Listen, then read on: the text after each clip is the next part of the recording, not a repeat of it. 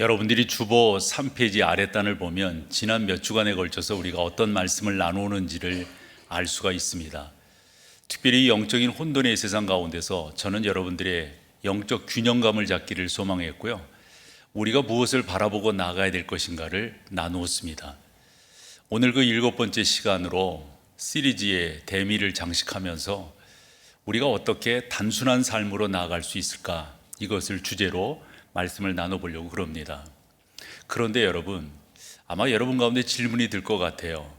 아니, 요즘같이 바쁘고 복잡한 세상 가운데서 단순하게 살아간다고 하는 게 가능한가? 라고 말이죠. 그런데 여러분들이 그렇게 단순하게 살지 아니하면 결코 승리할 수 없음을 제가 알기에 오늘도 그와 같은 설교를 준비하게 된 것인데요. 우리 말도 바쁠수록 돌아가라, 이런 말이 있어요. 쉼을 쉰다고 하는 게 또 쉼을 갖는다고 하는 게 참 의미가 있지 않습니까? 그러한 영적인 의미들을 오늘 한 번 더 여러분과 묵상을 해보려고 그럽니다. 단순하게 산다고 하는 것을 설명드리지 않아서 그런데 이것이 정말 우리를 더욱더 하나님의 은혜 가운데로 들어가게 하는 중요한 승리의 비결이다 하는 겁니다. 더불어 설교를 준비하면서 이런저런 자료들을 보게 되었어요. 당신의 삶을 단순하게 만드는 쉬운 2가지 방법들, 단순한 삶을 위한 90가지 생각들, 101가지의 단순한 삶의 방법들, 여러분의 삶을 단순하게 하는 201가지 큰 생각들, 어떤 데는 보면은 255개의 생각들이 있다, 이런 식으로 정리한 것을 보게 됩니다. 어느 그 자료를 봤더니 단순하게 살려면 이렇게 하십시오, 그러면서 그 자료가 몇 페이지로 되어 있냐면 837쪽으로 되어져 있어요. 그런데 이게 단순하게 살 수 있을까요? 저는 뭐를 이렇게 복잡하게 말을 했는지 잘 이해는 못하겠습니다만, 무엇보다 더 중요한 것은 여러분들이 단순하게 산다고 하는 게 참 중요하다고 하는 것, 더불어 그런 자료들도 많다고 하는 것은 사람들이 단순하게 사는 것이 의미가 있다는 것을 일찍이 알았기에 그런 자료들을 찾고 있어서 책들로 또는 여타 것들로 내놓지 않나 생각을 해보았습니다.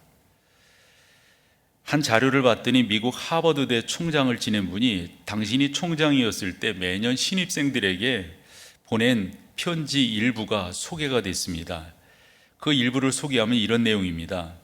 빈 시간은 채워야 할 전공이 아닙니다. 우리가 뭐 전공, 비전공 이런 거 있잖아요. 그래서 전공이, 이 빈 시간이라고 하는 것은 전공이 아니라는 거예요.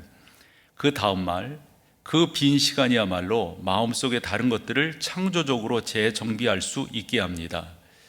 이런 이야기를 하면서 한 예를 들은 것이 퍼즐이에요. 퍼즐은 4개, 4개 이렇게 되어서 16개를 그 가운데 채우게 하는 건데, 지금 보는 퍼즐은 15개밖에 없습니다. 이 총장이 하는 말이 그겁니다. 만약 절 16개가 채워야 될 저 16개를 저 다 꽉 채웠다면 숫자를 맞출 수 없다는 거죠. 공간이 있기 때문에 그 가운데서 그 15개로 조각들을 맞춰 낼 수 있다라고 하는 말을 하면서 그런 이야기를 할 수 있는 거죠. 우리 가운데 쉰다고 하는 것, 또 단순하게 산다고 하는 게 얼마나 중요한가 하는 것을 말씀하려고 하는 의미인 것을 알게 되었습니다. 그런데 여러분, 이런저런 자료들, 이런저런 교훈들이 있는데요, 제가 여러분들에게 말씀드리고 싶은 것은 예수님만한 분이 없는 거예요. 예수님은 우리를 우리보다 더 잘 아시는 분이라고 우리는 믿고 있잖아요. 그 예수님께서 우리의 삶의 여러 가지 형태들, 여러 가지 원리들을 너무도 잘 아셔서 말씀을 통해서 우리 가운데 교훈을 해주시는데, 예수님께서 단순하게 사는 삶에 대한 많은 모범을 성경을 통해서 말씀해 주셨지만, 오늘 저는 그중 한 4가지 정도를 여러분들에게 소개하면서 말씀을 나눠보려고 합니다. 이것이 여러분 가운데 삶에 잘 적용이 된다면 저는 분명히 믿으면서 설교하는데요, 여러분들을 분명하고 확실하게 원활한 삶으로 인도하게 될 것을 믿습니다. 먼 곳에서 찾으려고 하지 말고요, 성경에서 그것을 찾으면 돼요. 또 하나 정리할 것은, 세상은 계속해서 우리의 외형을 꾸미라고 말하는데 예수님은 우리의 안사람, 이 속사람, 바울도 속사람이라고 하는 표현을 썼는데, 그것을 우리가 어떻게 해 나가느냐에 따라서 나름대로 우리는 단순함으로 승리하는 삶을 살게 될 것이다 라고 말씀하고 있습니다. 사실 이 속사람을 새롭게 한다고 하는 게 참 중요한 거예요. 그래서 어느 분은 이 중요함을 더하기 위해서 혁명이라고 하는 말을 썼더라고요. 근데 그것도 일리가 있다고 봅니다. 어쨌건 여러분, 예수님께서 하신 말씀을 여러분들이 잘 들으시면은 특별한 자료를 참고하지 않아도 되리라고 보고요. 특별한 세미나를 가지 않아도, 특별히 여러분들이 기도원에 가셔서 그렇게 기도하지 않아도 여러분들은 단순한 삶으로 나아갈 수 있으시리라 저는 믿어요. 그 미국 펜실베니아 주와 카나다 온타리오 주 쪽에 흩어져 살고 있는 특별한 그리스도인들이 있는데 이 사람들을 아미시 교도라고 말을 합니다. 차례로 사진이 3장이 보여질 건데요. 이 사람들의 삶을 이렇게 보면은 옛날 모습 그것을 그대로 지키며 살아가려고 노력하는 그런 사람들입니다. 자동차가 지금 뭐 얼마나 우리 가운데 편리한 도구로 사용되고 있습니까? 한데도 이 사람들은 저 보다시피 자동차를 타지 아니하고 마차를 타면서 19세기의 삶, 아니 18세기의 삶을 그대로 지켜가겠다 하는 겁니다. 이 아미시 교도들의 조상은 유럽의 오스트레일리아와 또한 독일 사람들로 알려져 있습니다. 이 사람들이 신앙의 자유를 찾아서 미국과 캐나다로 이주에 와서는 계속해서 그것을 지키려고 노력을 하는 겁니다. 그 지키는 것이 신앙생활을 올바로 한다고 하는 그들의 믿음 때문이겠죠. 한데 여러분, 우리는 저렇게 하지 않아도 된다 하는 거죠. 저렇게 한다고 우리의 신앙을 지키는 것이 아니라 정말 중요한 것은 예수님의 교훈을 따르고 있는가, 성경이 말씀하고 있는 그 교훈들을 우리가 쫓아가고 있는가, 여기에 의미가 있다 하는 겁니다. 저는 신대원을 졸업할 때 로마서 6장으로 바울의 세례론이라고 하는 주제로 논문을 썼는데요. 그 논문의 나름대로의 그 질문은 그거였습니다. 당시 이방 사람들은 성경을 보면서 바울이 이방 교도들의 세례를 본따 가지고 기독교 세례로 만들었다라고 하는 것인데요. 그것에 아니다라고 하는 질문으로 계속해서 논문을 써나가게 되는데 그때 가장 중요하게 예로 들었던 것이 쿰란 공동체였습니다. 이 쿰란 공동체는 BC 4세기에서 예수님 오실 때까지 존재했던 공동체인데요. 다르게 표현하면 SNS 공동체 이렇게 표현하기도 합니다. 여러분들이 이스라엘을 여행을 해보셨다면 쿰란이라고 하는 동굴을 가보시게 되지요. 마사다라고 하는 그 유적지도 가보시게 되고요. 다 그쪽 지역인데 사람들이 살만한 곳이 아닙니다. 그곳에 이 사람들이 살면서 거룩한 공동체를 이루면서 나름대로의 신앙을 유지하는데, 말씀드리려고 하는 것은 아미시 교도가 될 필요가 없고요. 여러분들이 특별한 세미나와 특별한 기도원에 갈 필요도 없어요. 여러분 쿰란 공동체처럼 여러분들이 그렇게 살지 않아도 여러분들은 예수님이 우리 가운데 말씀하신 그 말씀을 쫓아 행하신다면 저는 여러분들이 단순함으로 승리할 수 있게 된다라는 믿음으로 오늘 말씀을 나누려고 합니다. 한 번 더 강조하면 예수님에게 듣고 예수님에게 배우고 예수님을 쫓아가면 되는 거예요. 지지난주에 우리가 그런 말씀을 나누었어요. 예수님 말씀하시기를 내게 와서 배워라 그러셨어요. 내 멍에를 매라고 하셨어요. 여러분 이런 것들을 쫓아가시면 되는 거예요.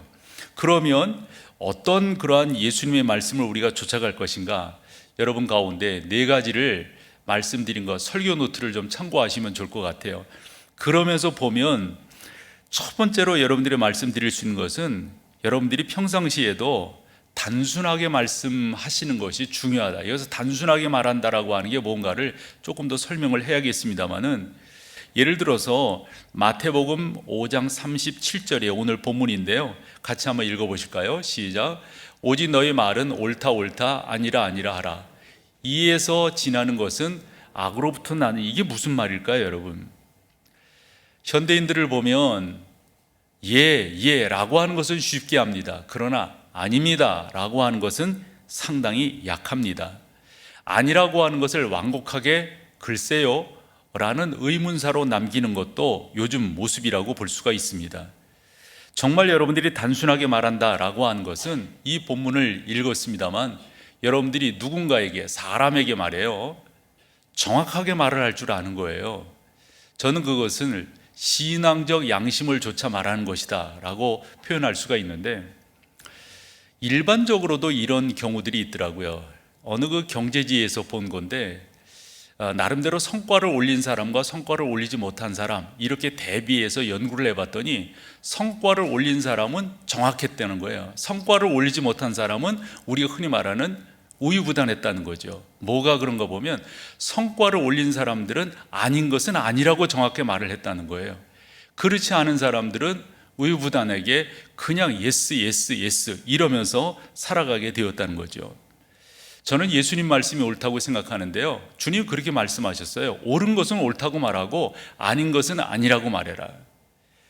여러분, 아닌 것을 옳다고 말하고 옳은 것을 아니라고 말하면 복잡해질 수밖에 없어요. 그러면 단순하게 살 수 없습니다. 종교개혁자 마틴 루터가 한 말이 있죠. 한마디 거짓말을 하기 위해서는 7마디 거짓말이 동원되어야 한다. 자꾸 다른 말을 둘러대고 이래야 앞서서 한 거짓말을 자기가 지킬 수가 있으니까 말이죠. 감추느라고 또 거짓말하고 그것이 아니라고 한 것을 이렇게 커버하기 위해서 또 거짓말을 하고, 예수님은 그러시는 거예요. 그러지 말고 단순하게 살아라. 기는 기다, 아니면 아니다 라고 말을 하라, 이렇게 말을 합니다. 그런데 우리가 이 세상을 이렇게 살다 보면 다 그렇게 더하기 빼기 하듯이 살 수 있는 건 아니잖아요. 그래서 더러는 하얀 거짓말이라고 하는 표현도 있고요, 선의의 거짓말이라고 하는 말도 있습니다.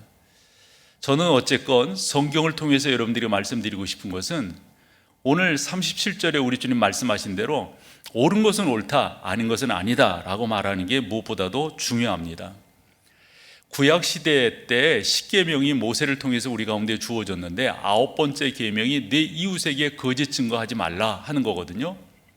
그 말이 맞는 거예요. 여러분, 여러분들이 그렇게 여러분과 관계되는 사람들과의 관계 속에서 옳은 것은 옳다, 아닌 것은 아니다, 그것도 겸손한 태도로 말씀하며 지내신다면 여러분들은 이 험난한 세상에서 다단한 이 세상 가운데서 단순함으로 승리할 수 있게 된다 말씀을 드릴 수 있어요. 그래서 첫 번째가 그거예요.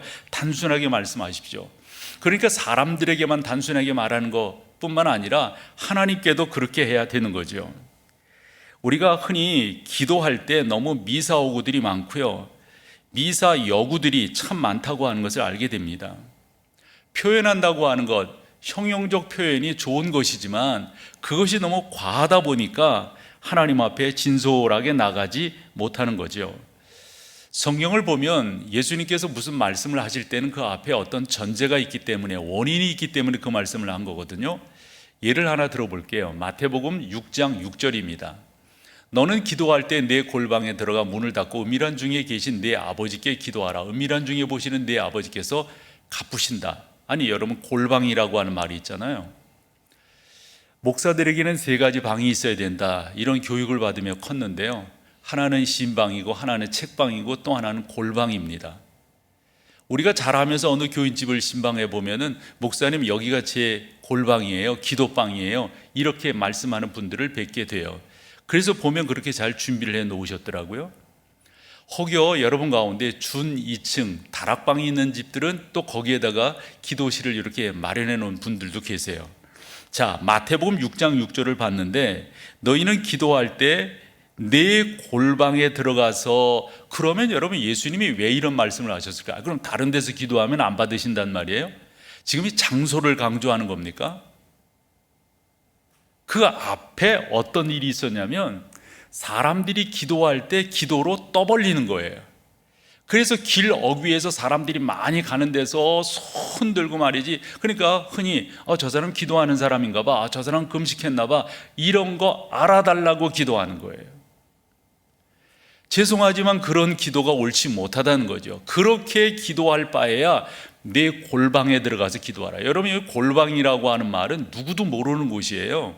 자기만이 아는 거예요. 그래서 골방이라고 하는 이 타메이온이라고 하는 이 단어의 그 어근을 살펴보면 보물 창고라고 하는 의미가 있어요. 여러분들의 보물 창고를 떠벌리나요? 여러분들의 보석함 둔 곳 여기다 뒀다고 그렇게 광고하시나요? 한 사람도 없을걸요? 기도는 그렇게 해야 된다는 거죠. 그러니까 요 말에 우리 주님의 진정성은 다른 데 있는 것이 아니라 다른 무엇보다도 하나님 앞에 진솔해라 하는 거예요. 사람들에게 그렇게 하지 말고. 종종 교인들에게 기도를 부탁드리면 목사님 저 어려워요. 기도만큼 어려운 게 없어요. 이해는 합니다만 왜 어렵다고 말하는 거죠? 하나님 앞에 진솔하게 나가면 되잖아요. 여러분들의 언어로, 여러분들의 삶의 자세로 그대로 하나님 앞에 올려지면 되잖아요. 아니, 어떤 사람은 기도하라고 그러면 목소리가 바뀌고 말이죠. 그럴 이유와 필요가 어디 있습니까? 전혀 없어요, 여러분. 전혀 없어요. 자꾸 기도라고 하는 것을 수평적으로 생각하기 때문에 그래요. 듣는 대상들, 우리가 공중기도를 한다고 하는 것은 함께 공감을 해야 되기 때문에 언어를 그렇게 쓰지만은, 하나님 앞에 기도한다고 하는 것은 그 어떤 것보다도 진실성이 우선되어야 할 것 아닌가요? 진솔하게 그 하나님을. 그런데 그렇지 않단 말이죠. 그래서 우리 주님은 기도할 때 내 골방에 들어가서 문 닫고 기도해라. 문 닫고. 저 어릴 때 보면 그런 것 때문에 꽤나 교회가 옥신각신한 거 지금 기억나거든요. 70년대 때 우리나라에 한참 이 은사운동이 일어났었더랬어요. 그래서 그때 대부분이 방언하는 사람들이, 좀 기도원 좀 다닌다 그러면 방언하는 사람들이 많았고요. 어느 기도원 원장 같은 경우는 아니 걔도 3년이면 뭐 그런 거 있잖아요. 풍어를 요즘 그게 아니라 그때는 그렇게 말하지 아니하고 걔도 3년이면 라면을 끓이는데 이러면서 아니 방언도 못하냐고.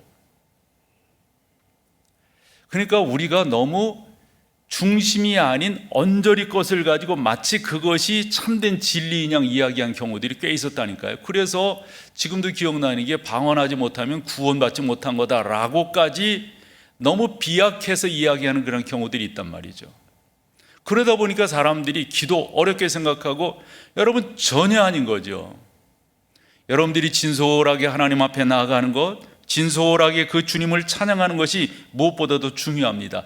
그런 면에서 사람들과의 관계 속에서도 기면 기다 아니면 아니다 이렇게 진솔하게 나아가고, 하나님과의 관계 속에서도 여러분들이 그래야 단순해질 수가 있다 하는 거예요.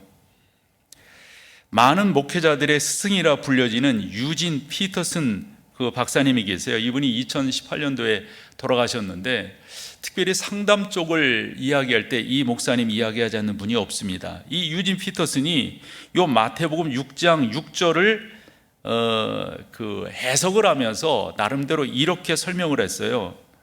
우리 주님께서 내가 이렇게 했으면 좋겠다, 그 마태복음 6장 6절을 말씀하셨다는 거죠. 이런 식으로 하나님 앞에서 꾸미지 않아도 되는 조용한 장소를 찾아라.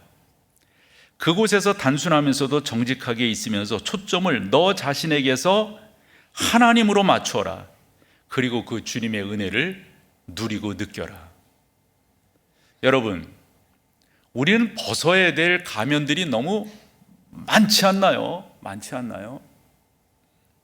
너무 우리는 신앙생활을 하면서 우리 문화가 체면 문화라고 그러니까 너무 우리 가운데 너무 우리 치장한 것, 화장한 것들이 너무 많지 않나요?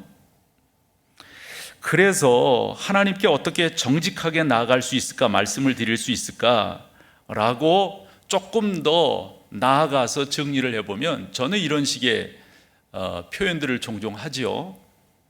예수 그리스도를 인격적으로 만나셔야 돼요. 예수 그리스도를 인격적으로 만났다고 하는 건 두 가지입니다.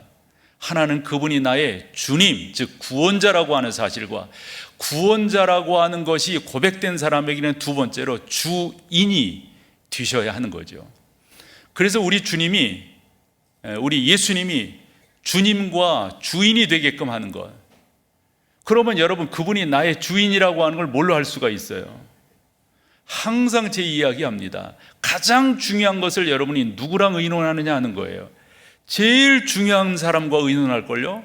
근데 그 제일 중요한 것이 예수님이 되어야 하는 거죠. 예수님에게 가장 중요한 것을 의논한 사람은 그분이 바로 여러분의 주인이라고 하는 고백을 하고 사는 사람입니다. 너무 거창하게 말씀하지 않아도 돼요. 우리 주님은 그렇게 말씀하셨어요. 온 땅을 당신께서 두루 감찰하신다고 그랬어요. 쭉 마치 위성이 말이죠, 이 공중에 떠 있는 그 위성이 그 고성능 카메라로 말이죠, 정확하게 쫙쫙 찢듯이 우리를 이렇게 살피시는 거죠. 근데 누구를 살핍니까? 당신을 찾는 자, 당신을 향한 자를 찾으신다는 거죠. 여러분들의 목소리가 그럴듯하지 않아도 돼요. 정말 매끄러운 미사오구가 없어도 된다고 봐요. 여러분들이 사실적으로 주 앞에 나가면 되는 거죠. 제가 신학생일 때 저한테 많은 부탁을, 저희 어머니도 그런 부탁을 했으니까요. 너 그 목소리 가지고는 안 된다. 근데 그때만 하더라도 목사님들 이런 분들은 피를 토하는 어떻게 하는 거냐고, 그랬더니 가서 소나무를 3그루 정도 뽑으면 된대요. 뽑으면 쫙. 그래서 목이 쉬면 그러면 은혜로운 건가요? 그때 목 안 쉬기를 너무 잘했지 않나요? 자꾸 우리는 그런 이 외형적인 것으로 자꾸 있잖아요. 성경을 보면요, 우리 주님은 외형에 죄송하지만 상관이 없어요. 관심이 없어요. 사람은 외모를 보지만 나는 중심을 보신다 하셨잖아요. 우리 주님의 관심은 온통 거기에 계십니다. 그러므로 꾸밀 것 없어요. 관계 속에서는 정직하면 되는 거예요. 옳으면 옳다, 아니면 아니다. 하나님께도 정직하면 되는 거예요. 진솔하게 그 앞에 나가면 되는 거예요. 저는 이제까지 살아오면서 제 나름대로 갖고 있는 원칙이 몇 가지가 있는데 그 중에 하나가 정직하게 나아간다 하는 거예요. 저는 제 아내에게도 그렇게 어떤 일이 있으면 정확하게 말을 하죠. 제 아이들에게도 정확하게 말을 하죠. 혹여 제가 사과해야 될 것이 있다면 미안하다고. 교회도 그렇게 했습니다. 장로님들과의 관계에 있어서 저는 정직이 생명이었어요. 어떤 것을 꾸며내려고 그러지 않았어요. 사실은 이거고 이거였습니다. 그렇게 지내다 보니까 원만한 관계가 되더라고요. 원만한 관계. 여러분, 한 목사가 교회에서 20년 이상을 이렇게 지내면서 무탈하게 지낸다고 하는 게 이게 쉬운 게 아니에요. 근데 뭐로 그렇게 나아갈 수가 있는가? 저 나름대로 생각해 보면 하나의 원칙을 지켜온 거예요. 그게 정직함이에요. 정직함. 저는 지금도 그런 자세가 되어 있어요. 나 잘못한 거 누가 지적하면 잘못했다라고 난 말할 자신이 있어요. 그걸 왜 말을 못합니까? 우리는 다 부족함이 그지없는 인생인데요. 그러므로 여러분들이 그렇게 살아가시면 단순함으로 승리할 수 있다. 그래서 이 단순하다고 하는 것은 그저 이렇게 좀 지능이 낮은 사람들의 삶을 이야기하는 게 아니라고요. 두 번째로, 좁은 의미로 저는 여러분들이 그렇게 지내셨으면 좋겠어요. 단순하게 행동하는 거예요. 세상은 너무 이렇게 절차도 많고 형식도 많고 복잡한 거 많아요. 그 사진 한번 보여줄래요? 그 양식당에서 그 앞에 차려진 거. 뭔 라이프와 포크가 저렇게 많아요? 단순하면 되는 거예요. 근데 세상은 자꾸 저렇게 살래요. 그게 크레스가 있는, 그게 격식이 있는 거래요. 죄송하지만 여러분, 예수님의 말씀을 이렇게 보면요, 단순해요. 단순해요. 너무도 단순해요. 마태복음 7장 12절을 읽어보겠습니다. 얼마나 우리 주님 간단하게 말씀하시는가. 그러므로 무엇이든지 남에게 대접을 받고자 하는 대로 너희도 남을 대접하라. 이것이 얼마나 이것이 중요하면 이런 표현을 하세요. 율법이요 선지자니라. 뭐가 율법이요 선지자라는 거예요? 남을 대접하는 게. 근데 이 말씀을 하시게 된 데는 동기가 있어요. 원인이 있다고요. 그래서 이런 말씀들이 나오는 건데 그 원인은 다른 게 아니에요. 제자들의 관심은 죄송하지만 모든 것들을 다 버리고 우리 주님을 따랐습니다. 이게 아니라니까요, 여러분. 그래서 성경을, 이 복음서들을, 특별히 요한복음들 이렇게 쭉 보면 다 한결같이 제자들의 온통 관심은 누가 높으냐 이거였어요. 두 군데를 예를 들어 볼게요. 하나는 마가복음 9장인데요. 마가복음 9장은 두 가지 사건을 이야기합니다. 하나는 변화산에 우리 주님께서 가셨던 것, 그리고 변화산에서 내려오셨을 때 벌어진 상황이에요. 그 벌어진 상황을 이렇게 보면 한 아버지가 자기 아들을 이렇게 데리고 왔다고요. 근데 쉽게 표현하면 이게 백약이 무효인 아들이에요. 왜냐하면 귀신 들린 거니까. 그래서 데려왔는데 제자들에게 고쳐달라고 했더니 고치질 못해요. 그 제자들도 이게 왜 안 되지? 왜 안 되지? 이러는 거라고요. 그때 예수님이 오신 거예요. 지금이야 뭐 우리는 뭐 SNS를 통해서 뉴스를 통해서 뭐 원체 이 매스미디어가 발달한 시대 속에 살아가니까 뭐 누가 누군지 정확하게 알잖아요. 근데 그 당시에야 뭐 어떻게 알겠어요? 예수님이 누군지 누가인지 알겠어요. 그때 예수님이 오셔가지고 물었어요. 이게 왜 이렇게 소란이냐? 왜 이렇게 언성들이 이렇게 높으냐? 그때 그 모습을 보면서, 못 고치는 모습을 보면서 바리새인과 서기관들이 시비를 건, 너희들 이제까지 한 거 가짜지, 뭐 이런 식의 이야기예요. 그때 제자들이 아닌데 왜 안 되는지 모르겠다 이거죠. 그때 뭐 서로 옥신각신하고 뭐 아이를 데리고 온 그 부모도 막 힘들고 막 이럴 때 예수님이 그러면서 뭐라고 말씀하시냐면 그 아이를 데려와라. 그랬더니 그 아버지가 당신이 어떻게 고칠 수 있습니까? 예수님인지 모르는 거라고. 이게 뭐 지금처럼 이렇게 매스미디어가 발달해서 서로를 알아보는 때가 아니니까. 그때 우리 주님께서 한마디로 그 모두를 다 잠잠케 하세요. 그게 뭐냐면 믿는 자에게는 능치 못할 일이 없느니라. 그리고 기도하심으로 그 아이가 난 거거든요. 그랬을 때 머쓱해진 사람들이 있을 거라고요. 첫째는 제자들이에요. 못 고치고 막 그런 제자들이에요. 그 다음에 누가 또 머쓱해졌을까요? 제자들을 공격하던 바리새인과 서기관들이 머쓱해졌을 거예요.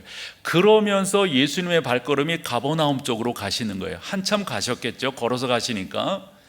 그리고 가버나움에 들어가서 이렇게 흔한 말로 앉았을 때 예수님이 물어보세요. 너희들 아까 거기서 오는 길에 뭔 이야기를 이렇게 많이 하던데 뭔 이야기를 했느냐? 그때 제자들이 쭈삣쭈삣대면서 말을 못합니다. 왜일까요? 여러분, 그런 상황 속에서 제자들이 오면서 뭔 얘기를 했을까? 우리는 왜 못 쳤을까? 우리가 너무 기도가 약해. 이런 고급스러운 얘기가 아니라니까요. 그 가운데 오면서 제자들이 뭐라고 했냐면 누가 더 높으냐? 누가 더 크냐? 이거 가지고 옥신각신하는 거예요. 그 옥신각신함이 아마도 언성이 높아져서 앞에 가시던 예수님이 들으셔서 그 질문을 하시게 됐던 거겠죠. 말인즉슨 제자들은 예수님을 따른다고 하면서 계속해서 뭐에 관심이 있냐면 저분이 아마도 성공할 것 같은데 그때 누가 오른쪽 누가 왼쪽을 차지할 거냐, 누가 그럴 거냐, 이게 제자들의 온통 관심이었어요. 요한복음 21장을 하나 더 말씀드리면 예수님이 부활하신 후 제자들을 만나시는데 특별히 베드로를 의미 있게 만나주세요. 3번씩 너 나 사랑하니? 너 나 사랑하냐고? 너 나 사랑하니? 그래서 뭐 거기에서 그 사랑이라고 하는 헬라어 분석들을 하고 하는데 저는 그런 설교가 그렇게 의미 있다라고 보지는 않는데 어쨌건 그러실 때 우리 주님께서 베드로의 그 고백을 받아주세요. 그러면서 말씀을 하시죠. 베드로, 이제까지는 내가 이리저리 띠뛰고 마음대로 다녔는데 앞으로는 그렇지 못할 거다. 너를 그렇게 이끌어가는 거. 그때 이 베드로가 그 말씀이 뭔지를 깨달아요. 그러면서 나름대로 의미 있게 받은 거 아니에요. 예수님께서 자기의 앞으로의 삶이 어떻다고 하는 것을 말씀해 주셨으니까. 그러던 베드로가 어찌하다가 누군가 눈이 마주치는 거예요. 그게 누굴까요? 요한입니다. 그래서 우리가 일반적으로 베드로는 요한 컴플렉스가 있었다 이런 표현을 하거든요. 베드로가 그때 예수님에게 물어요. 얘는요? 그 물은 것이 뭔 잘못이에요? 그러나 그 물은 의도가 그 뒤 예수님의 답으로 밝혀져요.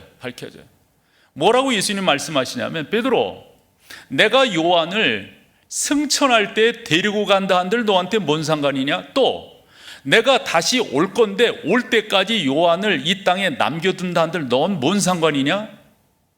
여러분, 왜 그렇게 말씀하시는 거죠? 엉뚱한 데 관심 있는 거예요. 엉뚱한 데 관심. 말인즉슨 제자들은 계속해서 그런 데 관심이 있습니다. 그래서 여러분, 성경을 한 번 더 읽어볼게요. 아까 7장 12절이잖아요. 마태복음.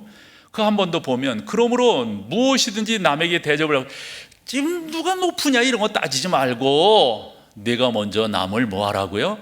대접해라. 전 좋은 신앙에는 두 가지 표징이 나타난다라고 생각을 합니다. 하나는 자기 부정이 계속되는 거예요. 자기 의가 계속 살아나고 자기 의가 강조되는 그 신앙은 여러분 건강한 신앙 아닙니다. 그건 계속해서 나는 부족하다고 하는 걸 인정하는 거, 나는 아무것도 아니에요. 맞아요, 여러분. 그 신앙이 나와야 돼요. 두 번째, 성령의 사람의 특징. 두 번째는 내가 신앙생활함으로 다른 사람들이 그 덕을 보는 거예요. 유익을 보는 거예요. 그래서 우리 초대교회 그 성도들이, 특별히 목사님들이 귀한 말씀하셨어요. 예수는 내가 믿고 덕은 네가 본다고. 그런데 신앙생활을 옳게 한다고 하면서도 계속해서 나야 나. 우리가 얼마 전에 사사기 성경을 보면서 기드온의 그 아들 중 그 요람에 대해서 함께 나누었잖아요. 그런데 거기에서 이 아비멜렉이라고 그 엉뚱한 사람이 나타나가지고 자기가 이스라엘의 왕이 되겠다고, 내가 왕이 되겠다고. 성경은 한마디로 그 사람을 뭐로 표현하냐면 가시나무라는 거예요. 무화과나무도 포도나무도 감람나무도 다 사양하는데 요 가시나무인 이 친구만 자기가 왕이 되겠다고. 제자들이 그렇게 살았다고 한다면 우리 별 수 있을까요, 여러분? 한 번 더 우리가 생각을 해봐야 되겠죠. 나는 어떻게 살아가고 있는가? 그래서 우리 주님께서 마태복음 23장 11절에서 이렇게 말씀하세요. 너희 중에 큰 자는 너희를 섬기는 자가 되어야 하리라. 여러분, 단순하게 산다고 하는 게 다른 거 없어요. 여러분들이 이렇게 사시면 되는 거예요.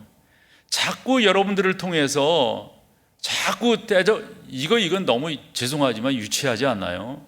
너무 유아틱한 신앙이라고요. 유아틱한 신앙이라고. 건강한 신앙이면 신앙일수록 여러분들의 섬김이 다른 사람들에게, 세 번째로 넓은 의미에서 여러분들의 사는 방식도 좀 더 단순하게 가지고 가시는 것이 중요하다는 거죠.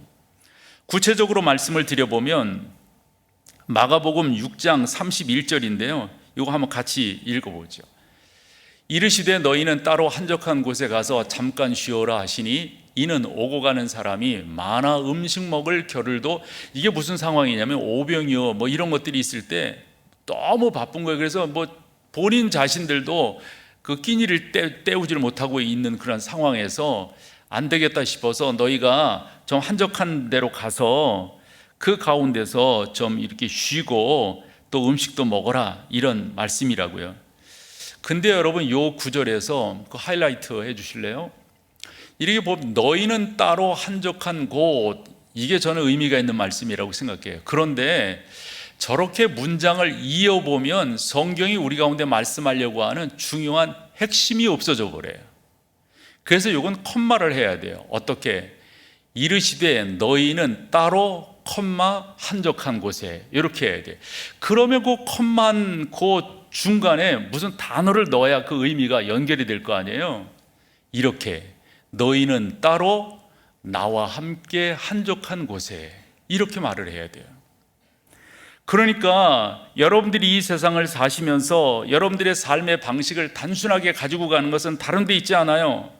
다른 무엇보다도 여러분들이 그 가운데서 예수 그리스도와 함께하는 것, 예수 그리스도를 의지하는 것, 예수 그리스도 그분과 함께 살아가는 것, 이게 무엇보다도 중요하다 하는 거예요.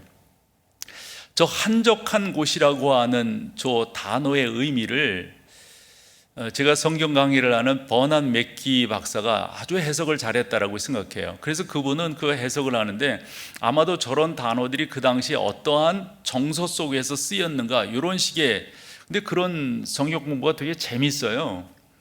그래, 한적한 곳이라고 하는 저 단어에는, 이 버난 맥기 이야기는 광야의 의미가 들어있다 이거예요. 그리고 광야의 의미가 뭐야? 근데 그 뒤 설명을 보면 이런 거예요. 출애굽한 이스라엘 백성들이 광야를 지나는 그 광야의 의미가 들어있다. 그 말이 뭔 말이지? 보면 이런 거예요. 우리가 일반적으로 광야 그러면 척박하잖아요. 살기 힘들잖아요. 사람이 사는 곳이 아니잖아요. 그런데 누가 함께 하시기 때문이죠? 하나님이 함께 하시기 때문. 그럼 하나님이 함께 하신다고 하는 것을 이스라엘 사람들이 그 광야 40년에서 뭐를 통하여 알게 되었습니까? 구름 기둥과 불 기둥이에요. 그리고 만나와 메추라기예요. 더 나가서 반석에서 샘물이 나는 거예요. 여러분, 아까 너희는 따로 한적한 곳에 이 단어가 그런 의미를 담고 있는 거예요. 그러면서 번환 맺기는 이것이 이사야를 통해서도 말씀되어졌고 에레미야를 통해서도 말씀되어졌다는 거예요. 그래서 뭐라고까지 설명하냐면 이것은 제2의 광야고 또한 이것은 제2의 휴식이다, 이런 표현을 쓰고 있더라고요. 그래서 무슨 말을 이 양반이 하려고 하는가, 그 뒤를 봤더니 이런 거예요. 예수 그리스도가 이 땅에 오실 때 천사들을 통해서 주어진 이름이 예수 말고 또 뭐가 있습니까? 임마누엘입니다. 임마누엘은 뭐예요, 여러분? 하나님이 우리와 함께 하신다는 거잖아요. 아니 여러분, 구름 기둥과 불 기둥이 그들 가운데 있다고 하는 증거가 뭐예요? 하나님이 그래서 이스라엘 백성들이 옮기고 아니면 정지하고 할 때 구름 기둥, 불 기둥이 옮겨가면 그들도 옮겨가고 그것이 서면은 그 자리에 섰던 거 아니에요? 이거 임마누엘 아닙니까? 또한 요한복음 6장에 보면 오병이어의 사건을 요한이 설명을 할 때 단순히 보리떡 5개와 물고기 2마리 뭐 손가락만한 그런 생선으로 말해요. 그들이 5천 명이나 먹였다고 하는 것은 이건 단순히 사람들을 5천 명 먹였다고 하는 것이 아니라 이건 예수 그리스도를 통하여 놀라운 생명의 어떤 그 산 역사를 우리 가운데 이루어주는 거다. 띄워줘도 뭐예요? 차고 넘치는 거예요. 주 예수 그리스도를 믿기만 하면 그분의 삶을 지금도 우리가 성찬이라고 하는 걸 통해서 떼어 먹고 마시잖아요. 그렇듯이 우리 가운데 역사가 이루어진다 하는 거죠. 그러므로 여러분, 너희는 따로 한적한 곳, 이것이 바로 예수 그리스도와 함께하는, 그래서 꼭 여러분 성경에도 너희는 따로 한적한 곳, 거기다가 가로치고 나와 함께, 예수 그리스도와 함께하지 않는 삶, 죄송하지만 단순할 수가 없어요. 예수 그리스도와 함께하지 않는 삶은 복잡해요. 그러나 예수님이 주인이 되어서 우리 삶 속에 있으면 그 삶은 승리하는 삶이 되는 줄로 믿습니다. 참 이 기독교라고 하는 것은 참 큰 진리를 담고 있어요.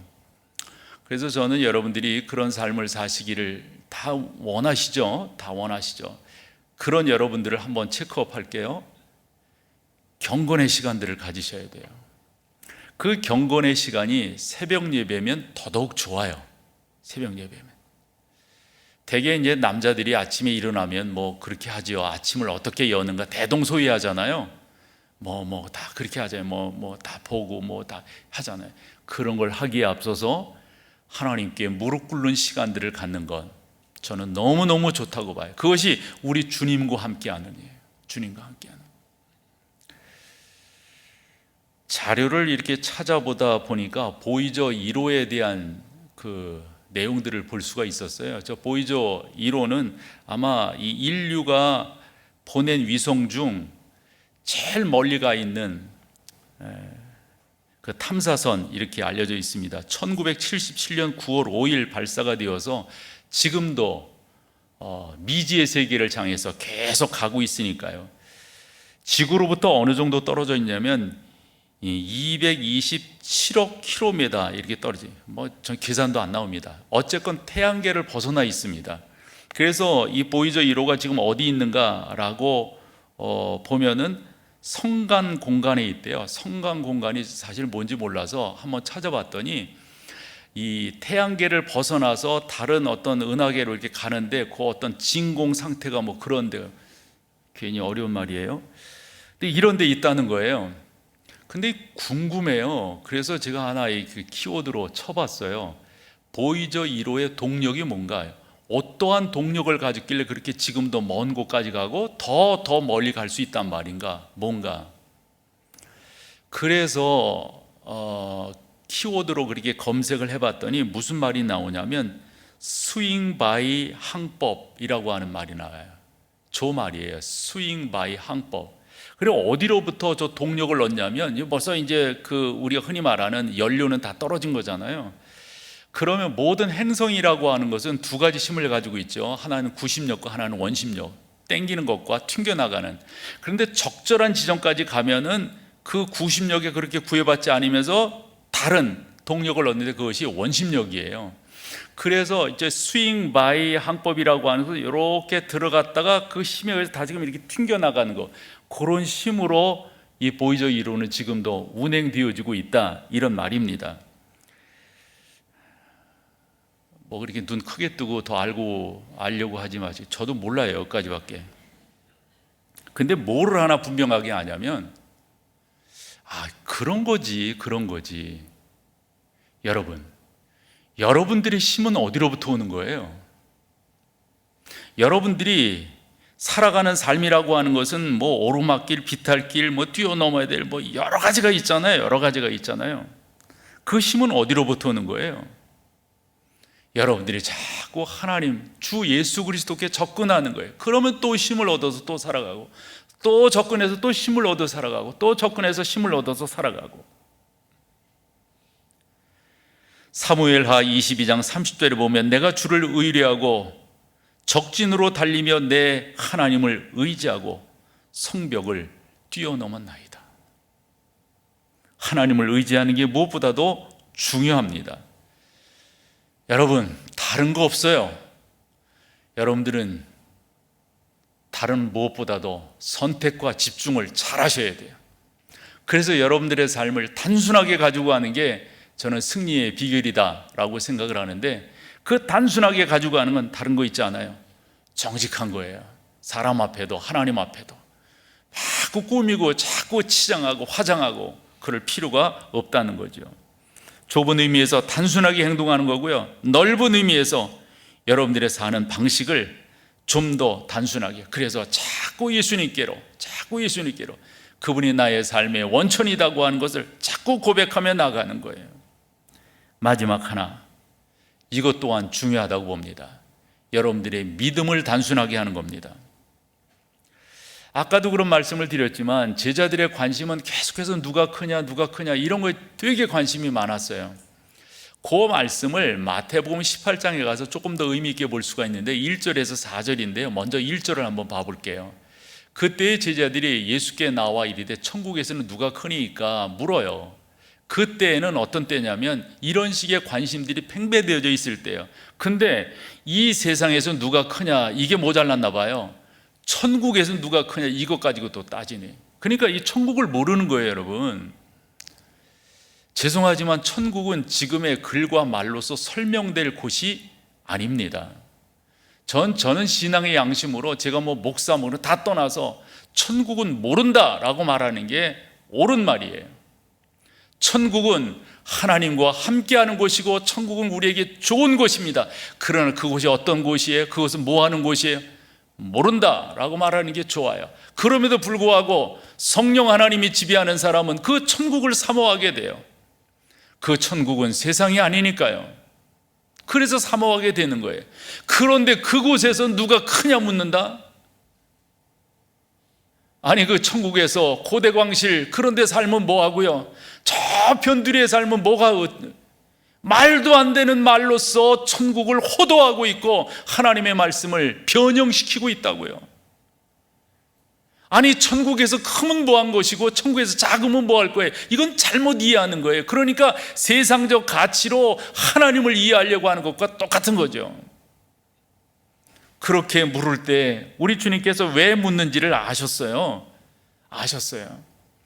그래서 2절 3절 그래서 나오게 되는 겁니다. 예수께서 한 어린아이를 불러 그들 가운데 세우시고 이르시되 진실로 너희에게 이르노니 너희가 돌이켜 어린아이들과 같이 되지 아니하면 결단코. 이게 뭔 말이에요, 여러분?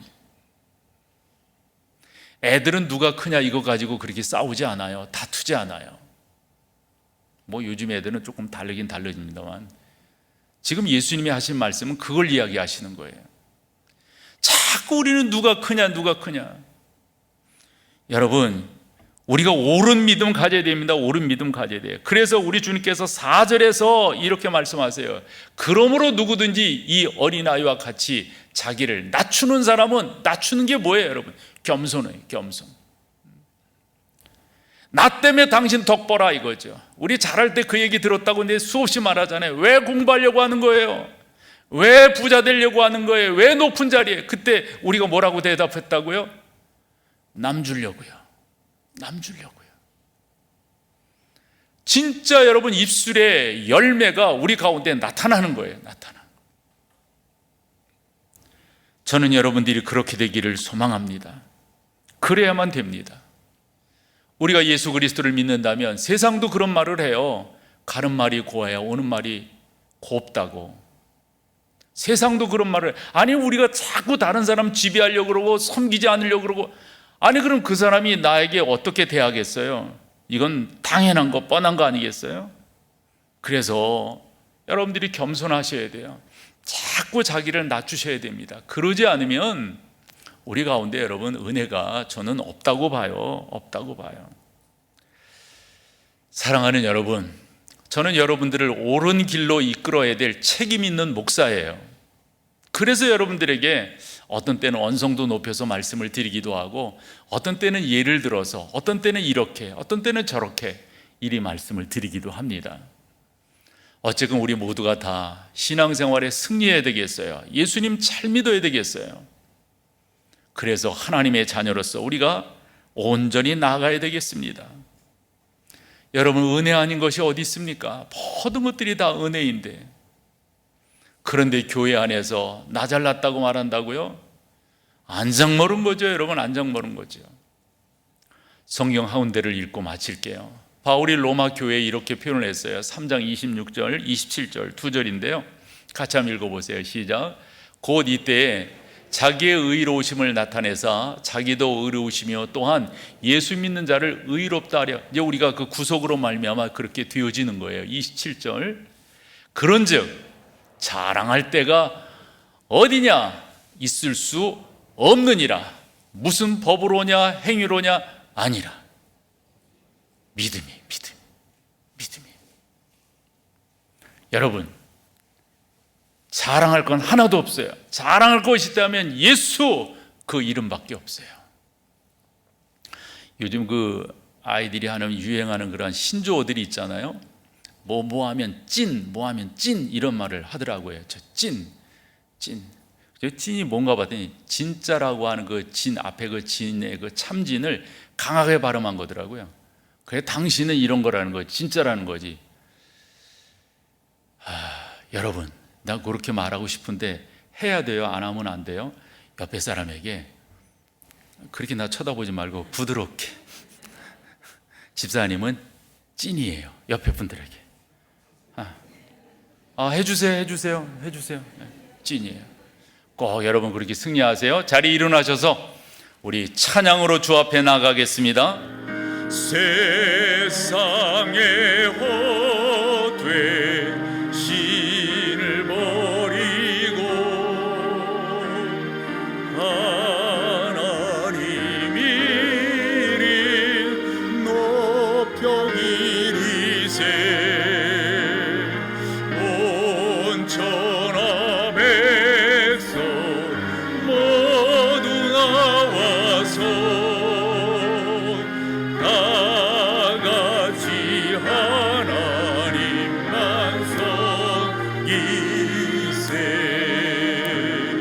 섬기세.